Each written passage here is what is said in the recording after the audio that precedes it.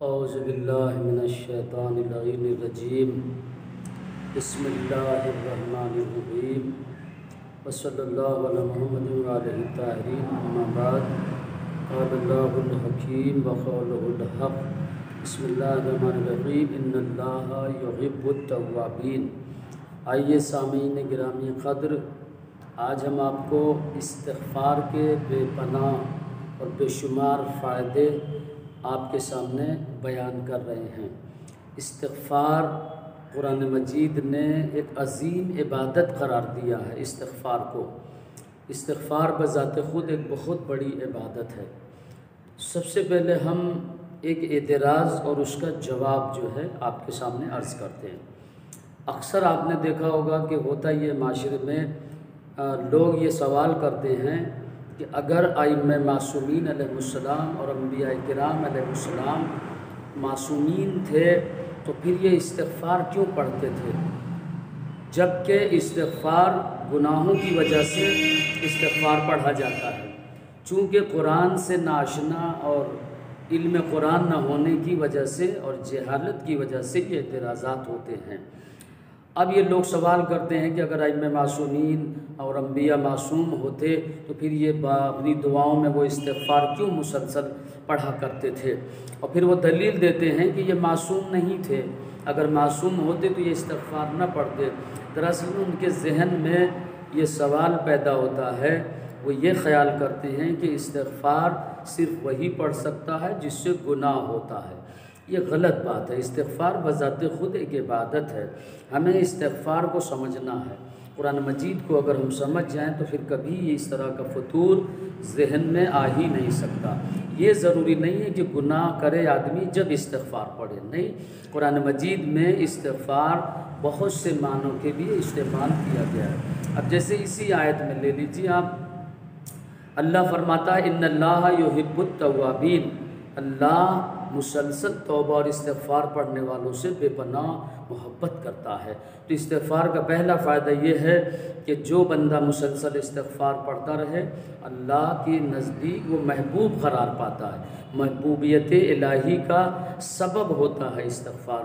اور دوسرا فائدہ استغفار کا یہ ہے کہ ضروری نہیں کہ گناہوں کی وجہ سے استغفار کیا جائے، استغفار درجات ایمانی کے بلند ہونے کا ذریعہ بھی ہے، جیسا کہ قرآن کہہ رہا ہے، قرآن مجید کہہ رہا ہے کہ تم لوگ مزدلفے سے منی کی طرف لوگوں کے ساتھ کوچ کر جاؤ۔ آیت میں یوں ارشاد ہوتا ہے کہ ثم افیضوا افاض الناس ثم افیضوا حیث افاض الناس واستغفروا اللہ، تم لوگ مزدلفے سے منی کی طرف لوگوں کے ساتھ کوچ کر جاؤ اور مسلسل استغفار پڑھتے رہو۔ اب یہاں پر یہ تھوڑی ہے کہ بندے نے مقام مزدلفہ میں کوئی گناہ کر لیا تو اللہ حکم دے رہا، نہیں، اللہ اس لیے حکم دے رہا ہے کہ یہاں سے مزدلفے سے منی کی طرف کوچ کرو اور استغفار پڑھتے ہوئے مسلسل جاؤ تاکہ تمہارا ایمانی درجہ ہم بڑھاتے چلے جائیں۔ اور استغفار بمعنی شکریہ کے بھی اللہ نے قرآن میں ذکر کیا ہے، شکر کے معنی میں بھی استغفار آتا ہے، جیسا کہ قرآن مجید میں ارشاد ہو رہا ہے ہوا انشاکم من الارض، وہی ہے اللہ جس نے تمہیں زمین سے پیدا کیا ہے۔ اور اس کے بعد قرآن کہتا ہے واستعمرکم فیہا، پھر اس نے زمین میں تمہیں آباد کر دیا، واستغفروا، اور تم استغفار کرتے رہو۔ یہاں مراد ہے شکریہ، استغفار کے معنی شکریہ کے، یعنی استغفار آپ پڑھیں گے تو گویا اللہ کا شکر ادا کر رہے ہیں۔ تو ضروری تھوڑی ہے کہ صرف گناہوں کی وجہ سے استغفار پڑھا جائے، اور کبھی کبھی استغفار بمعنی سفارش کے لیے بھی آتا ہے، جیسا کہ قرآن کہہ رہا ہے واستغفر لہم الرسول، کہ میرا رسول بھی ان کے لیے استغفار اگر کرتا تو پھر لوجد اللہ تواب الرحیمہ، یہ لوگ اللہ کو توبہ قبول کرنے والا اور مہربان پاتے۔ یہاں پر استغفار شفاعت کے معنی میں ہے اور استغفار یہاں پر سفارش کے معنی میں ہے۔ اور استغفار جنت میں جانے کا ایک عظیم ذریعہ، کامل الایمان ہونے کا ایک بہت بڑا ذریعہ بھی ہے۔ استغفار جنت میں جانے کا ذریعہ بھی بنتا ہے، ایمان مکمل ہونے کے لیے بھی پڑھا جاتا ہے، جیسا کہ قرآن نے آواز دی ان العابدین والصادقین والقانتین والمستغفرین بالاسحار، عبادت گزار اور سچ بولنے والے، دعائیں مانگنے والے، سحر کے وقت استغفار پڑھنے والے، ان لوگوں کا ایمان مکمل ہے اور ہم نے جنت کو انہی لوگوں کے لیے خلق کیا ہے۔ یہ استغفار کے معنی ہے۔ الگ الگ قرآن مجید میں استغفار کے معنی استعمال ہوئے، اور استغفار یہ ضروری نہیں کہ انبیاء کرام اور ائمہ معصومین علیہ السلام صرف گناہوں کی وجہ سے کر رہے تھے، نہیں، ان سے تو کوئی گناہ ہوتا ہی نہیں ہے۔ ان کا استغفار دیگر حاجتوں کے لیے خشوع کی وجہ سے ہوتا تھا، قناعت کی وجہ سے ہوتا تھا، اور فروتنی انکساری اور تواضع کی وجہ سے ہوتا تھا، اور یہ ضروری نہیں کہ گناہوں کی وجہ سے۔ استغفار جو ہے حصول نعمت، حصول برکت، عذاب سے بچنے کے لیے، جیسا کہ قرآن میں ارشاد ہو رہا ہے کہ وَمَا كَانَ اللَّهُ لِيُعَذِّبَهُمْ وَهُمْ يَسْتَغْفِرُونَ، حبیب جب تک تیری امت استغفار پڑھتی رہے گی ہم ان پر عذاب کبھی بھی نازل نہیں کر سکتے۔ تو یہاں پر استغفار جو ہے عذاب سے بچنے کے لیے پڑھا جاتا ہے، یہ رحمت ہے استغفار۔ اس کے بعد ایک اور آیت میں اللہ کہہ رہا ہے وَمَا كَانَ اللَّهُ مُعَذِّبَهُمْ وَهُمْ يَسْتَغْفِرُونَ، اے میرے حبیب ان پر عذاب تو نازل نہیں کریں گے لیکن جب تک یہ استغفار پڑھتے رہیں گے۔ یہاں استغفار عذاب سے بچنے کا ایک بہت بڑا ذریعہ ہے، اور استغفار قرآن نے برکتوں، نعمتوں کے نزول اور رحمتوں کے نزول اور نعمتوں میں اضافے کے لیے، بے اولاد کو اولاد عطا کرنے کے لیے قرآن نے حکم دیا ہے کہ استغفار پڑھو، جیسا کہ سورہ نوح میں ارشاد ہو رہا ہے، قرآن کہہ رہا ہے وَاسْتَغْفِرُوا رَبَّكُمْ إِنَّهُ كَانَ غَفَّارًا، تم استغفار پڑھو ہم تمہارے گناہوں کو بخشیں گے۔ اس جگہ پر گناہوں کی مغفرت کے لیے استغفار کا حکم ہے۔ اس کے بعد قرآن کہتا ہے وَيُرْسِلُ عَلَيْكُمْ مِدْرَارًا، استغفار پڑھو ہم تمہیں کثرت سے بارش عطا کریں گے، یعنی بے پناہ موسلادھار بارش زمین پہ برسائیں گے۔ یہاں پر استغفار بارش ہونے کے لیے حکم ہے، پڑھو، کیونکہ جب بارش رک جاتی ہے تو قرآن کہتا ہے کثرت سے استغفار پڑھو، اس کے طفیل میں ہم تمہارے لیے بارش کو نازل کریں گے، موسلادھار بارش برسے گی۔ تو یہاں گناہ کے لیے نہیں ہے بلکہ بارش نازل ہونے کے لیے۔ اب آیت کا اگلا فقرہ وَيُمْدِدْكُمْ بِأَمْوَالٍ، استغفار پڑھو ہم تمہیں کثرت سے مال و دولت عطا کریں گے۔ یہاں غریبی دور ہونے کے لیے اللہ نے استغفار کو بیان کیا ہے، اور یہاں گناہوں کے لیے نہیں ہے۔ استغفار سے غریبی بھی دور ہوتی ہے، استغفار سے پانی بھی برستا ہے۔ اس کے بعد قرآن کہتا ہے وہ بنین، استغفار پڑھو، بے اولاد ہوگے تو ہم تمہیں اولاد عطا کریں گے۔ جس کی اولاد نہیں ہے قرآن کہتا ہم گارنٹی لے رہے ہیں، ضمانت لے رہے ہیں کہ تم کثرت سے استغفار پڑھو گے ہم تمہیں بیٹا عطا کریں گے۔ تو یہاں پر اولاد ہونے کے لیے استغفار پڑھنے کا حکم ہے۔ وَيَجْعَلْ لَكُمْ جنات، یہاں قرآن کہہ رہا ہے استغفار پڑھو ہم تمہیں باغوں سے نوازیں گے۔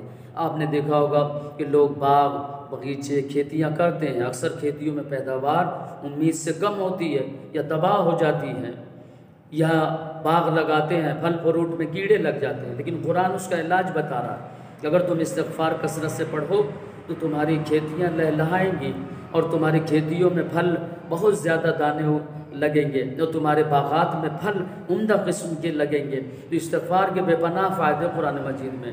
وہ انہارا، اور استغفار پڑھو ہم تمہیں نہروں سے سیراب کریں گے۔ یعنی یہاں قرآن یہ بتا رہا ہے کہ اگر تم پانی کی قلتوں کا کمی کا شکار ہو، اگر استغفار مسلسل پڑھ رہے ہو تو پھر تمہیں نہ پانی کی قلت ہوگی، نہ تمہیں اگر بے اولاد ہو تو استغفار کی برکت سے تمہیں اولاد دیں گے، غریب ہوگے استغفار پڑھو گے ہم تمہیں امیر بنا دیں گے، مالدار۔ یہ قرآن کہہ رہا ہے، یہ کوئی مذاق نہیں ہے، یہ قرآن کا وعدہ ہے، قرآن کا وعدہ جھوٹا تو ہو نہیں سکتا۔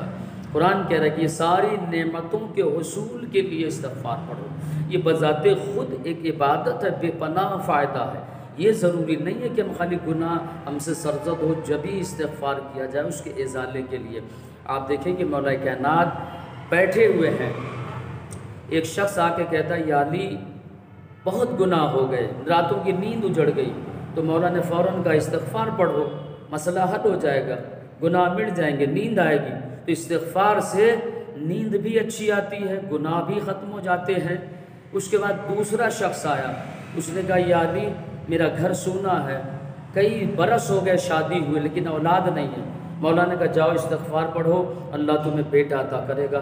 وہ چلا گیا یہ سن کر، پھر تیسرا شخص آیا، اس نے کہا یا علی بہت مالدار تھا، غریب ہو گیا۔ مولا نے کہا استغفار پڑھو امیر ہو جاؤ گے۔ وہ یہ سن کر چلا گیا۔ پھر ایک شخص آیا، کہتا ہے یا علی میرے باغ تھے، سارے پھلوں کو کیڑے کھا گئے، باغ تباہ ہو گیا۔ مولا نے کہا جا کر استغفار پڑھو، اللہ تمہیں پھر سے باغ عطا کرے گا، پھلوں سے نوازے گا۔ پھر ایک شخص آیا، کہتا ہے یا علی ہم دور سے نہر کاٹ کر لائے تھے اور اپنی کھیتیوں کو سینچنے کے لیے، وہ نہر خشک ہو گئی، اب کیا کریں؟ اب آسان تو ہے نہیں نہر کو پھر سے کھودنا۔ مولا نے کہا جاؤ استغفار پڑھو، اللہ تمہیں پانی سے سیراب کرے گا۔ ابن عباس وہیں بیٹھے تھے۔ ابن عباس کھڑے ہو کے کہتے کہ مولا سوال الگ الگ ہیں اور سب کا جواب آپ نے ایک ہی دیا ہے، یہ کیسے ہو سکتا ہے؟